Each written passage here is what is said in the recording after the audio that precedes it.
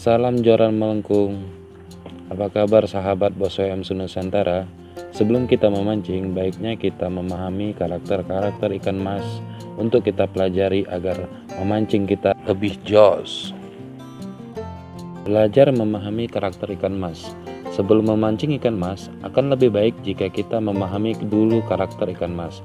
Ikan mas hidup di air tawar, walau terkadang hidup juga di air payau. Bersikap rakus memakan segala, sayuran, lumut, serangga, cacing, dan sebagainya. Ikan mas hidupnya suka bergerombol dan suka di air yang mengalir. Oleh sebab itu, kalau mancing ikan mas lebih baik di dekat lokasi masuknya air. Mulut ikan mas lunak sehingga bisa menghisap makanan yang disukainya, tetapi bisa juga memuntahkan kembali kalau makanan itu tidak disukainya. Kalau memancing disarankan gunakan matakal yang tajam, sehingga tidak perlu menghentak joran terlalu keras saat strike. Tujuannya agar mulut ikan tidak robek yang bisa mengakibatkan lepasnya ikan dari mata kail kita.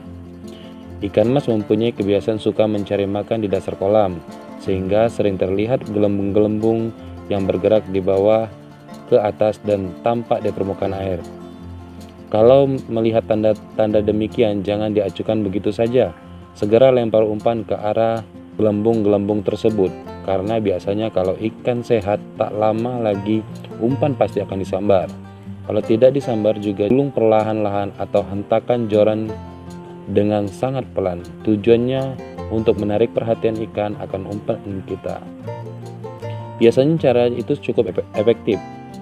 Kalau mau memancing ikan mas, disarankan di pagi hari, di saat sinar matahari mulai menyentuh permukaan kolam. Biasanya ikan mas akan mudah menyambar umpan karena dari kebiasaan peternak yang suka mengasihi makan ikan di pagi hari. Sedangkan kalau mancing ikan mas di siang hari kurang bagus karena suhu air melebihi ambang batas daya tahan ikan. Akan lebih buruk lagi kalau kondisi kolam dangkal kurang dari 0,75 meter. Mancing ikan mas juga baik kalau dilakukan sore hari atau malam hari sampai pukul 24.00. Pada kondisi tertentu, misalnya saat angin berhembus terlalu kencang, air terlalu dingin atau panas, hujan terlalu deras. Kondisi ini juga kurang bagus untuk memancing. Nafsu makan ikan mas tidak terlepas dari kondisi air di permancingan.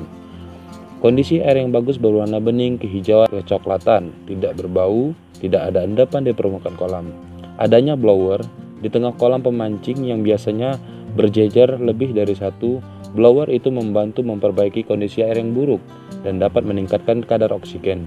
Kondisi kesehatan ikan pun ikut mempengaruhi pada selera makannya. Jika ikan stres karena kena penyakit seperti jamur atau parasit lainnya, maka nafsu makan ikan akan menurun. Bisa juga ikan jadi kurang nafsu makan karena terlalu banyaknya makanan di dasar.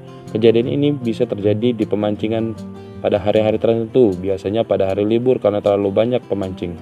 Dengan sendirinya umpan yang dilempar ke kolam akan banyak, jadi tidak sesuai dengan kebutuhan makan ikan. Belum lagi sia-sia umpan yang terbuang dari air menyebabkan air jadi kotor sehingga kondisi tersebut tidak sip untuk kesehatan ikan.